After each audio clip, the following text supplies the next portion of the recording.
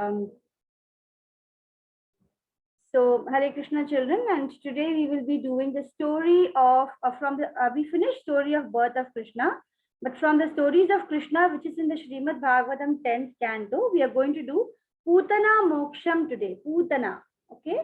So you remember last class we had looked at how Krishna was born, how Vasudeva carried Krishna and left the baby Krishna at beside Yashoda and carried the Maya Devi or Durga Devi born there, brought her back, and how Kamsa killed the baby girl, and how it appeared, Durga Devi appeared and told him that, already you're the killer, the person who's going to kill you is already born somewhere else.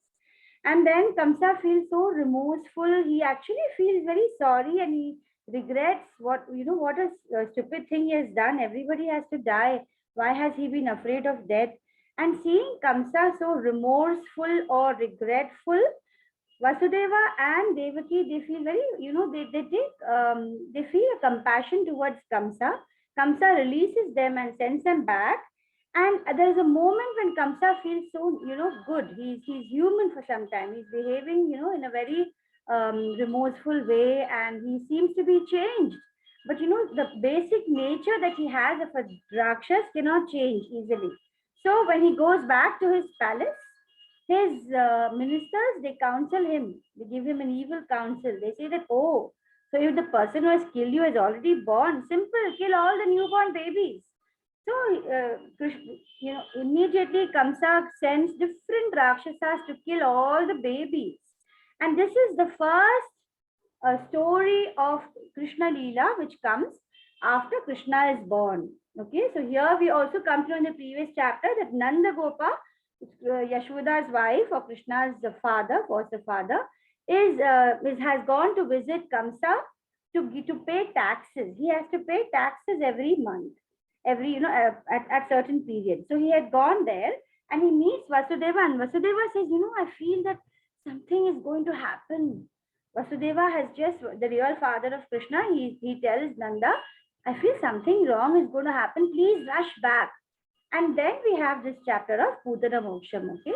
So three of you can take turns to read, and I can also read a little. So I'm going to stop sharing this, and we'll share the story of Krishna written by Dr. V. Gauri Suresh. Let's just share that story. And it's a short story, so it won't take much time.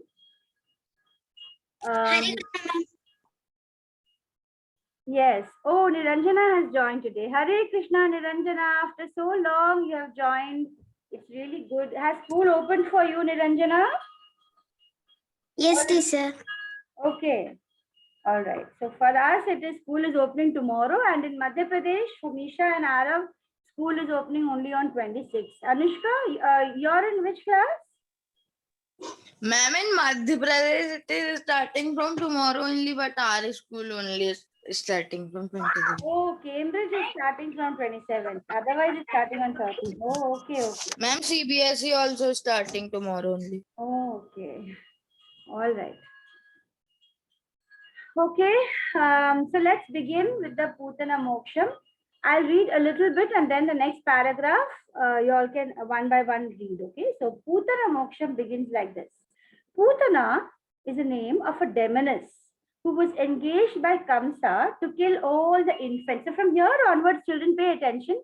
The miracles that Krishna does, are going to be revealed, where you come to know that Krishna is not an ordinary child, but he's God. Nisha, you have raised your hand. You want to say something? Nisha? Ma'am, can I read after yours? Yes, Nisha. You can read after my paragraph. Yeah. Okay, ma'am. So, Pootana was a demoness. She was engaged by Kamsa to kill all the infants. Infants means all the babies, because he wants to kill Krishna also. Now, Pootana has devised a fine modus operandi. Modus operandi means a plan. Disguised as a beautiful maiden. These Rakshasas, they can take any form. These demons in the ancient days, they were powerful. They could take any form of an animal or a beautiful person or any specific person. That power they had. So she suddenly disguised herself as a beautiful maiden, very well dressed, bejeweled, wearing all beautiful jewels. And on her breasts, from where the mother gives the baby milk, on her breast, she puts poison. And she would visit homes where there were newborn babies. She would pretend to be a very well wisher of the family, and she would play very lovingly with the baby, and then she would breastfeed the baby. And she would go away, and the poison would take effect, and the baby would die. So, at that time, in the beginning, people did not know that there is this kind of a lady. So, in this way, Putana, she used to go and kill many infants. But slowly, what happened? People started to know that, my God, somebody is coming and killing babies by giving them breast milk, by putting poison on her breast. So, word about her soon spread far and near, and it created panic everywhere. However, none could catch her, as she was very clever, and she understood that people had become cautious. Now that everybody is careful, a beautiful lady is coming and killing the babies, so they were very careful. So what did she do now? Instead of going directly, she would hide and she would do her job.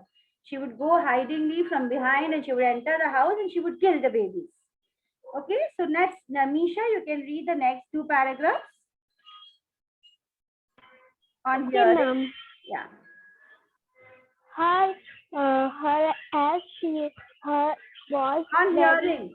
Nisha, from here. On hearing that, on hearing that there was an infant in Nanda's house, she started off once more. Little did the monster know that this baby was different from all other babies on the earth.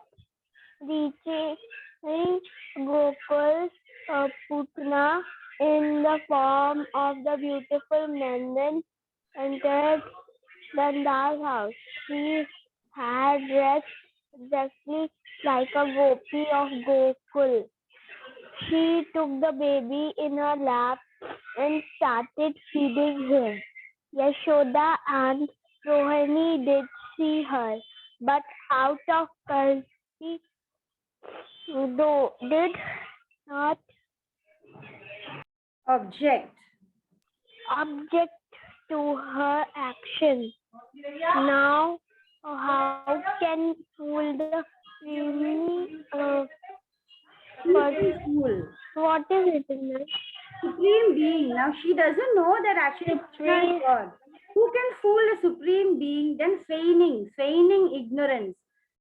Krishna is pretending to be as if he doesn't know, right? Krishna I'm is feigning insurance. ignorance.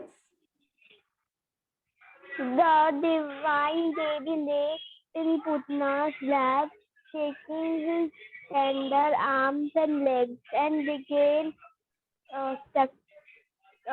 sucking her poison breast. Within a short while, all the milk was turned.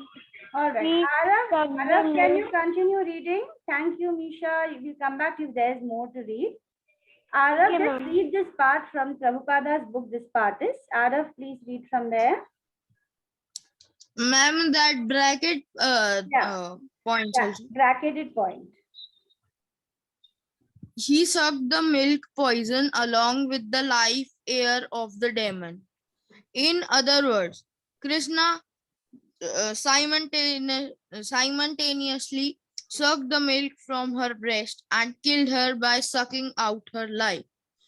Krishna is so merciful that because the demon Pootana came off to offer her breast milk to him, he fulfilled her desire and accepted her activity as motherly. But to stop her from further nefarious activities, he immediately killed and because the demon was killed, she got liberation. As Krishna pressed her breast extremely hard and sucked out her very breath, Putna fell down on the ground, spread her arms and legs, and began to cry. Oh, child, leave me, leave me. She was crying loudly and perspiring, and her whole body became wet. As she died screaming, there was a tremendous vibration on the earth and in the sky, on the upper and lower planets, and in all directions. And people thought that thunderbolts were falling. Thus, the nightmare of the Pootana witch was over, and she assumed her real feature as a great demon. She opened her fierce mouth and spread her arms and legs all over. She fell exactly as Vratsura. Vritrasura. That's another asura who had died, and huge form he had. Vritrasura did when struck by the thunderbolt of Indra. The long hair on head was scattered all over her body.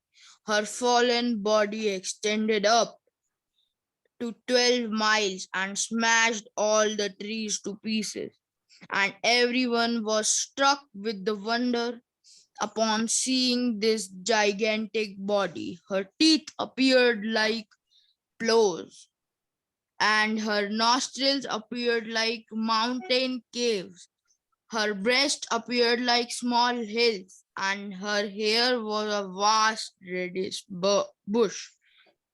Her eye socket appeared like blind wells, and her two thighs appeared like two banks of a river.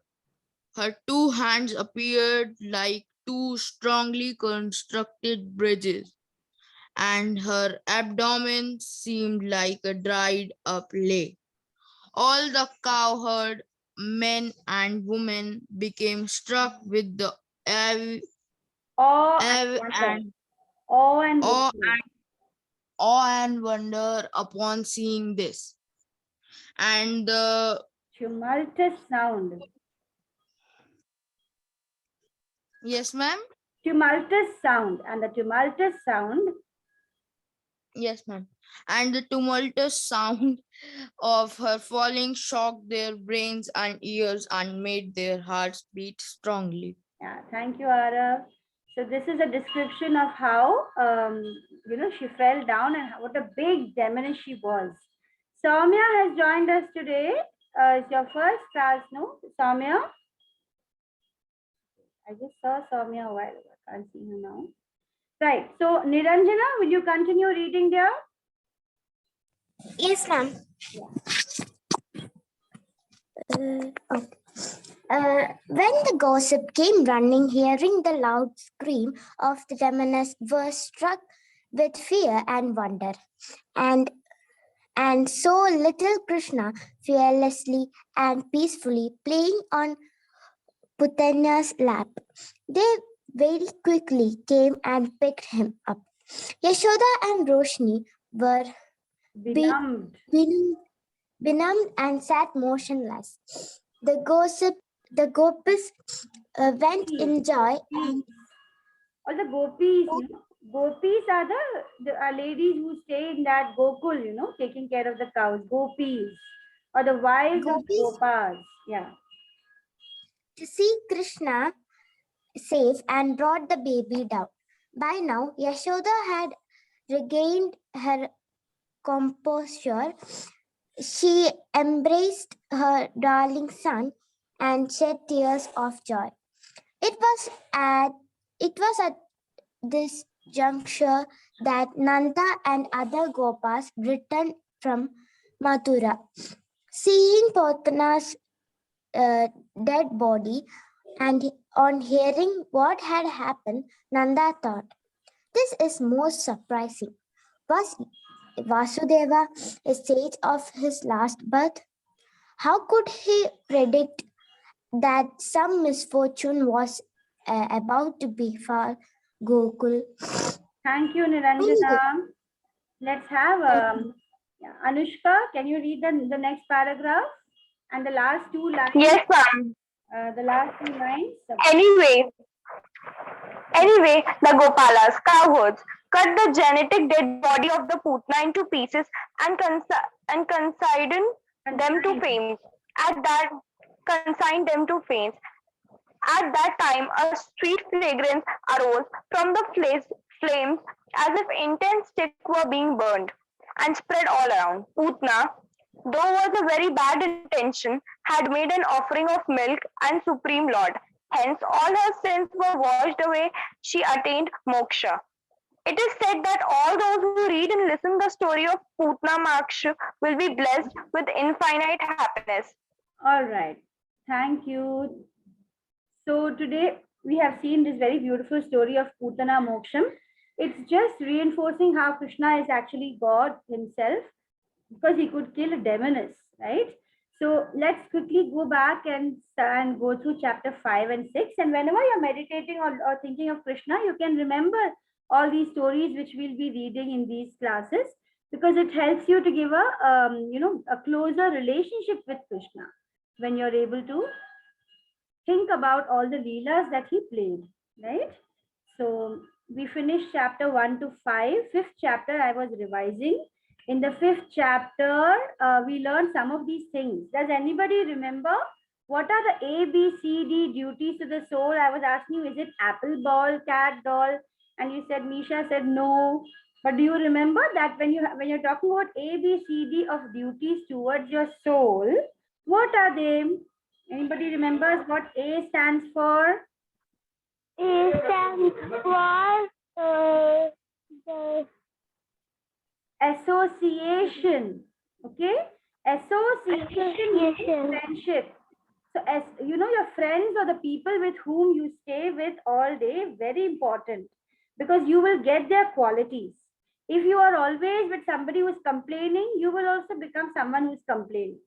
So you should try to have association as much as you can of devotees so that you will also develop bhakti. Okay, it's not easy to find good devotees, but if you are able to find, get association. Surround yourself with people who are who are devotees. B, what does B stand for? Anybody remembers? B is what we are doing now. What are we doing? Bhagavad Gita. Bhagavad Gita. Yes, Misha, very good. Bhagavad Gita and also Bhagavatam. So reading scriptures like Bhagavad Gita is a duty you're doing towards the soul. You're not doing interested in material things. You are doing your duty to your soul by reading Bhagavad Gita. B stands for Bhagavad Gita. What about C? Do you remember what C stands for? In the beginning of today's class, I told you, in the beginning of today's class, I was telling you it's important to, when you're in difficult times, what will you do in your mind? You will remember anybody? You will chant. Yes, Niranjan. I think you said chant. Chant. C stands for chant.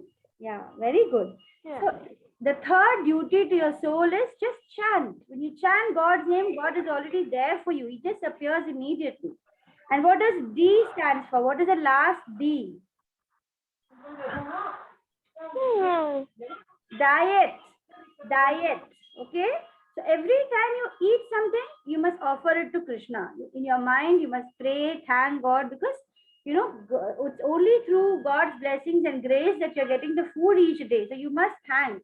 So the diet and the food choices that you make, slowly you will see in some other chapter what are sattvic food. Try to take sattvic food whenever possible.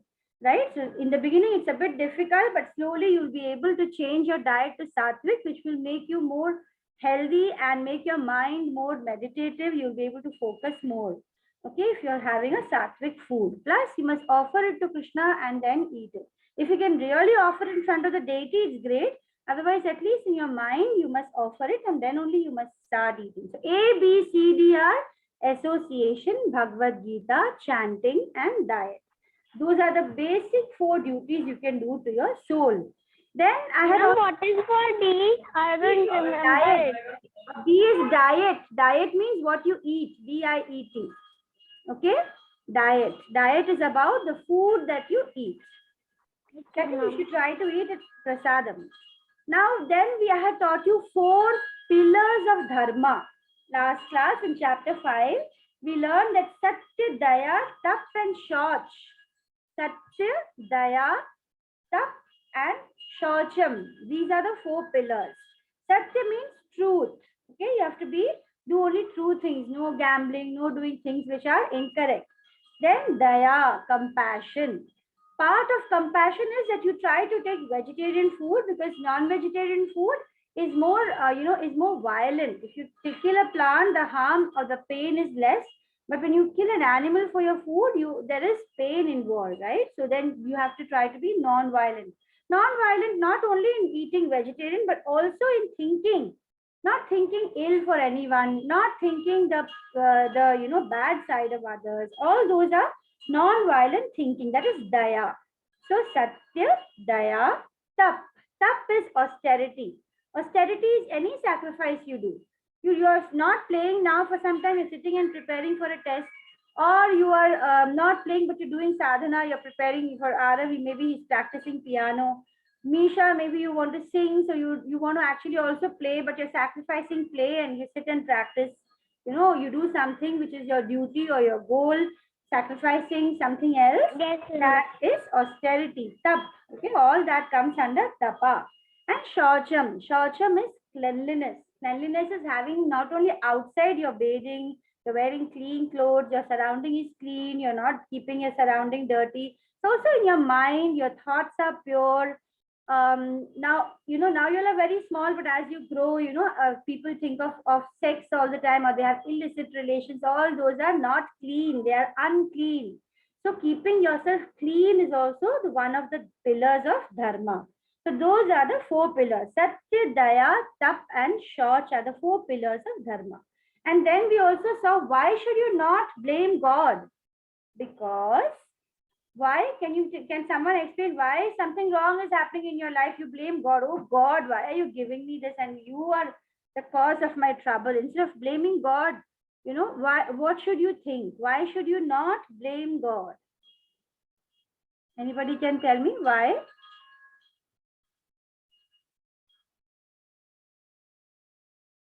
No, Nisha only was there from last class. So you don't blame God because you are the one who is getting the fruit of whatever you have sown earlier, maybe in this birth or last birth. So that's one way of understanding that whatever we have sown earlier, हमारे ही कर्म के फल हमें मिलते हैं. We are getting only what we have sowed ourselves. So you cannot blame God for that. All right.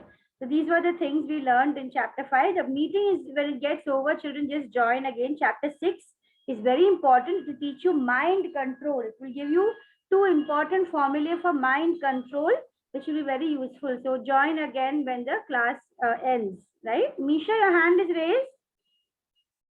Misha? ma'am. Yeah, you want to say something? Can I tell what I do when I was enjoying in that Kerala? Yeah, tell me, what did you do in Kerala? You want to tell me? I am in Kochi and I'm with my 2 brothers, and I visited like a lumpy. Okay.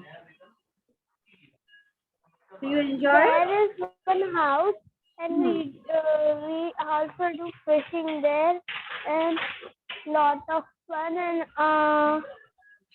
we also do fishing.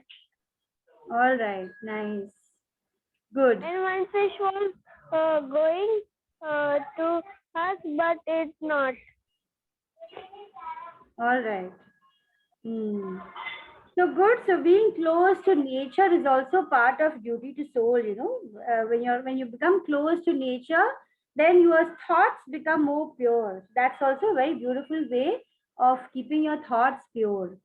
So we have gone through, children, the chapter 5. We learned how to be like a lotus leaf. We also learned what are the 3 doers. Whenever you do something, children, don't think that I am the only one doing. Why? Because there are 3 doers. Nothing is happening just because of one doer. Do you remember who are the 3 doers? One is, let me tell you, first doer is the person, the body itself. The body is doing because of prakriti, it's nature. It has tamogun gun, it has rajogun, it has sattugun, all these because of previous effects. The body itself has certain tendency. So your body itself, your deha, is the first thing which does the action. You have a goal, you have some plan, and your body just does the action. First doer is the deha. The second doer is the jivatma. The jivatma is carrying also so many, the gross body is carrying all the subtle body, which means earlier mind and intelligence. That is also making you do things. It's not only yourself. And the third is the Paramatma, which is there inside you.